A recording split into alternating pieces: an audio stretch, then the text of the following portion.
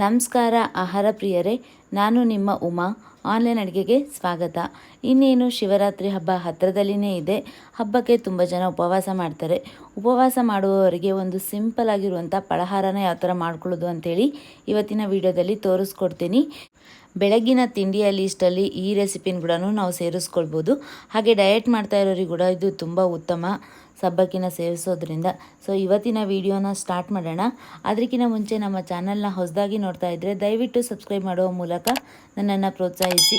ಹಾಗೆ ಪಕ್ಕದಲ್ಲೇ ಕಾಣುವಂಥ ಬೆಲೈಕನ್ನ ಕ್ಲಿಕ್ ಮಾಡಿದ್ರೆ ನನ್ನ ಮುಂದಿನ ವಿಡಿಯೋ ನೋಟಿಫಿಕೇಷನ್ ನಿಮಗೆ ಬರುತ್ತೆ. ಯಾರಿಗೆಲ್ಲ ಈ ರೆಸಿಪಿ ಇಷ್ಟ ಆಯಿತು ನೋಡಿ, ಅವರು ಈಗಲೇ ಲೈಕ್ ಮಾಡಿ. ಸೊ ಹಾಗಿದ್ರೆ ಬನ್ನಿ ಇವತ್ತಿನ ರೆಸಿಪಿನ ಶುರು ಮಾಡೋಣ. ಮೊದಲಿಗೆ ಒಂದು ಪಾತ್ರೆ ತೊಗೊಂಡಿದ್ದೀನಿ. ಅದಕ್ಕೆ 1 ಕಪ್ಪಷ್ಟು ಸಬ್ಬಕ್ಕಿನ ಹಾಕ್ಕೊಳ್ತಾ ಇದ್ದೀನಿ. ನೀವು ಅಂಗಡಿಯಲ್ಲಿ ಒಳ್ಳೆ ಕ್ವಾಲಿಟಿ ಸಬ್ಬಕ್ಕಿನ ಕೇಳಿಬಿಟ್ಟು ತೊಗೊಂಡು ಬನ್ನಿ. ಅದಕ್ಕೆ ನಾನು ನೀರನ್ನು ಸೇರಿಸ್ಕೊಂಡು ಚೆನ್ನಾಗಿ ತೊಳ್ಕೊಳ್ತೀನಿ.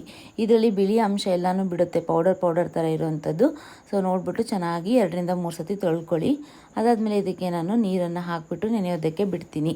ನೆನಪಲ್ಲಿಡಿ, ಸಬ್ಬಕ್ಕಿಗೆ ನೀರು ಜಾಸ್ತಿ ಹಾಕಬಾರ್ದು. ಒಂದು ಅರ್ಧ ಇಂಚಷ್ಟು ನೀರು ಹಾಕಿದರೆ ಸಾಕು, ಅದು ಕರೆಕ್ಟಾಗಿ ನೆನ್ಕೊಳ್ಳುತ್ತೆ. ಇದನ್ನು ನಾವು ಸುಮಾರು 4ರಿಂದ 5 ತಾಸುವರೆಗೂ ನೆನೆಸ್ಕೊಳ್ಬೋದು.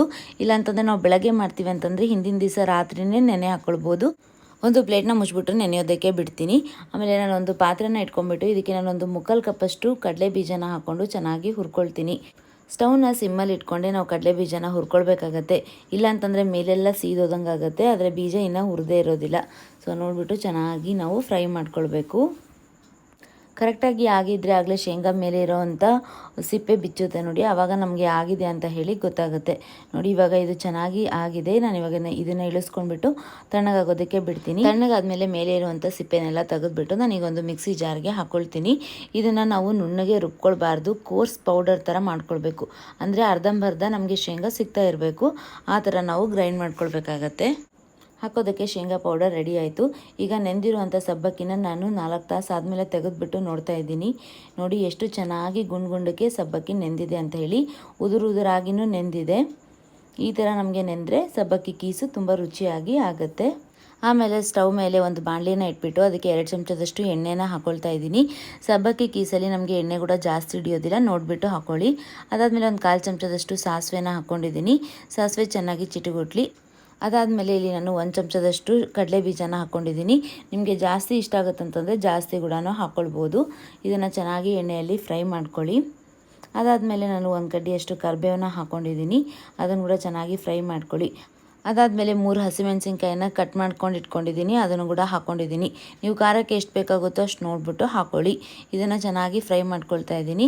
ಅದಾದಮೇಲೆ ಒಂದು ಮೀಡಿಯಮ್ ಸೈಜ್ ಆಲೂಗಡ್ಡೆನ ಸಣ್ಣದಾಗಿ ಕಟ್ ಮಾಡಿಕೊಂಡು ಹಾಕ್ಕೊಂಡಿದ್ದೀನಿ. ಇದನ್ನು ಕೂಡ ಚೆನ್ನಾಗಿ ಫ್ರೈ ಮಾಡ್ಕೊಳ್ಬೇಕು. ಆಲೂಗಡ್ಡೆ ಬೇಯೋದಕ್ಕೆ ಸ್ವಲ್ಪ ಸಮಯ ಹಿಡಿಯುತ್ತೆ.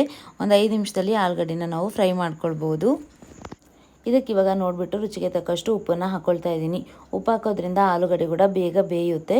ಇದನ್ನು ಚೆನ್ನಾಗಿ ಫ್ರೈ ಮಾಡ್ಕೊಳ್ಳೋಣ. ಬೇಸಿಗೆಗಾಲದಲ್ಲಿ ಸಬ್ಬಕ್ಕಿನ ಬಳಸೋದ್ರಿಂದ ನಮ್ಮ ದೇಹ ಕೂಡ ತಂಪಾಗಿ ಇರುತ್ತೆ, ಹಾಗೆ ಆರೋಗ್ಯಕ್ಕೆ ಕೂಡ ಒಳ್ಳೆಯದು. ಈಗ ನೋಡಿ ಚೆನ್ನಾಗಿ ಫ್ರೈ ಮಾಡ್ಕೊಳ್ಳೋಣ. ಒಂದು 2 ನಿಮಿಷ ಬಿಡೋಣ, ಆಲೂಗಡ್ಡೆ ಚೆನ್ನಾಗಿ ಬೇಯುತ್ತೆ. ಇವಾಗ ಚೆನ್ನಾಗಿ ಬೆಂದಿದೆ. ಇದಕ್ಕೆ ನಾನು ನೆನೆಸಿರುವಂಥ ಸಬ್ಬಕ್ಕಿನ ಸೇರಿಸ್ಕೊಳ್ತಾ ಇದ್ದೀನಿ. ಇದನ್ನು ಸೇರಿಸ್ಕೊಂಡು ಚೆನ್ನಾಗಿ ಮಿಕ್ಸ್ ಮಾಡ್ಕೊಳ್ಳೋಣ. ನೀವು ಇದನ್ನು ಆಲೂಗಡ್ಡೆ ಅಷ್ಟೇ ಅಲ್ಲ, ಈರುಳ್ಳಿ ಹಾಕಿನೂ ಮಾಡ್ಕೊಳ್ಬೋದು, ಮತ್ತು ಕ್ಯಾಪ್ಸಿಕಮ್ ಹಾಕಿ ಕೂಡ ಮಾಡ್ಕೊಳ್ಬೋದು. ಆದರೆ ನಾನು ಇಲ್ಲಿ ಉಪವಾಸಕ್ಕಂತಲೇ ತೋರಿಸ್ತಾ ಇರೋದ್ರಿಂದ ಬರೀ ಆಲೂಗಡ್ಡೆ ಹಾಕಿಬಿಟ್ಟು ತೋರಿಸ್ತಾ ಇದ್ದೀನಿ. ಈಗ ಇದನ್ನು ಚೆನ್ನಾಗಿ ಮಿಕ್ಸ್ ಮಾಡ್ಕೊಂಡ್ಮೇಲೆ ನಾನು ಇದಕ್ಕೆ 3 ಚಮಚದಷ್ಟು ಶೇಂಗಾ ಪುಡಿನ ಹಾಕ್ಕೊಳ್ತಾ ಇದ್ದೀನಿ. ಸಬ್ಬಕ್ಕಿ ಕೀಸಲ್ಲಿ ಶೇಂಗಾ ಪುಡಿಯ ಫ್ಲೇವರೇ ತುಂಬ ಚೆನ್ನಾಗಿರುತ್ತೆ. ಇದೇ ಇದಕ್ಕೆ ತುಂಬ ಹೆಚ್ಚಿನ ಒಂದು ಟೇಸ್ಟ್ನ ಕೊಡುತ್ತೆ. ಇದನ್ನು ಹಾಕ್ಕೊಂಡು ಚೆನ್ನಾಗಿ ಮಿಕ್ಸ್ ಮಾಡ್ಕೊಳ್ಳೋಣ.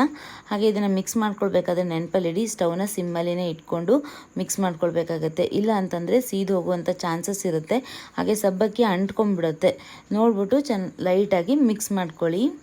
ಆಮೇಲೆ ಮೇಲೆ ಒಂದು ಲಿಡ್ನ ಮುಚ್ಚಿಡ್ತಾ ಇದ್ದೀನಿ. ಆ ಒಂದು ಬಿಸಿಗೇ ಸಬ್ಬಕ್ಕಿ ಚೆನ್ನಾಗಿ ಬೇಯುತ್ತೆ. ಇವಾಗ ಒಂದು 2 ನಿಮಿಷ ಮುಚ್ಚಿಟ್ಟಿದ್ದಾಗಿದೆ. ನೋಡಿ ತೆಗೆದು ನೋಡ್ತಾ ಇದ್ದೀನಿ, ಎಲ್ಲ ಚೆನ್ನಾಗಿ ಬೆಂದಿದೆ. ಈಗ ಇದಕ್ಕೆ ನಾನು ಸ್ವಲ್ಪ ಕೊತ್ತಂಬರಿ ಸೊಪ್ಪನ್ನು ಉದುರಿಸ್ಕೊಳ್ತಾ ಇದ್ದೀನಿ. ಹಾಗೆ ಒಂದು ಅರ್ಧ ಹೋಳುವಷ್ಟು ನಿಂಬೆಹಣ್ಣ ಹಿಂಡ್ಕೊಳ್ತಾ ಇದ್ದೀನಿ. ನಿಂಬೆಹಣ್ಣ ಹಿಂಡ್ಕೊಳ್ಳಿ, ಹುಳಿ ತುಂಬ ರುಚಿಯಾಗಿ ಇರುತ್ತೆ. ಇದನ್ನೆಲ್ಲ ಹಾಕ್ಕೊಂಡು ಮಿಕ್ಸ್ ಮಾಡಿಕೊಂಡ್ರೆ ಸಬ್ಬಕ್ಕಿ ಕೀಸ್ ರೆಡಿ ಆಗುತ್ತೆ. ಆಹಾರ ಪ್ರಿಯರೇ ನೋಡಿದ್ರಲ್ಲ ಯಾವ ಥರ ನಾವು ಸಬ್ಬಕ್ಕಿ ಕೀಸ್ನ ರೆಡಿ ಮಾಡ್ಕೊಳ್ಬೋದು ಅಂತೇಳಿ. ಇದಕ್ಕೆ ಸಬ್ಬಕ್ಕಿ ಕೀಸು, ಸಬ್ಬಕ್ಕಿ ಉಪ್ಪಿಟ್ಟು ಅಥವಾ ಸಬ್ಬಕ್ಕಿ ಒಗ್ಗರಣೆ ಅಂತಲೂ ಕರೀತಾರೆ. ನೀವು ಈ ಒಂದು ಶಿವರಾತ್ರಿ ಹಬ್ಬಕ್ಕೆ ಇದನ್ನ ಪ್ರಯತ್ನ ಪಡ್ತೀರಾ ಅಂತ ಅಂದ್ಕೊಂಡಿದ್ದೀನಿ. ಇವತ್ತಿನ ವಿಡಿಯೋ ನಿಮ್ಮೆಲ್ಲರಿಗೂ ಇಷ್ಟ ಆಯ್ತು ಅಂತ ಹೇಳಿ ಭಾವಿಸ್ತೀನಿ. ಇಷ್ಟ ಆಗಿದ್ದರೆ ಒಂದು ಲೈಕ್ನ ಒತ್ತಿ, ಹಾಗೆ ನಮ್ಮ ಚಾನಲ್ನ ಹೊಸದಾಗಿ ನೋಡ್ತಾ ಇದ್ದರೆ ದಯವಿಟ್ಟು ಸಬ್ಸ್ಕ್ರೈಬ್ ಮಾಡೋ ಮೂಲಕ ನನ್ನನ್ನು ಪ್ರೋತ್ಸಾಹಿಸಿ. ಹಾಗೆ ಪಕ್ಕದಲ್ಲೇ ಕಾಣುವಂಥ ಬೆಲೈಕನ್ನ ತಪ್ಪದೇ ಕ್ಲಿಕ್ ಮಾಡಿ. ಮತ್ತು ಇನ್ನೊಂದು ರುಚಿಕರವಾದ ಅಡುಗೆ ಜೊತೆ ನಿಮಗೆ ಸಿಗ್ತೀನಿ. ಅಲ್ಲಿವರೆಗೂ ಧನ್ಯವಾದಗಳು.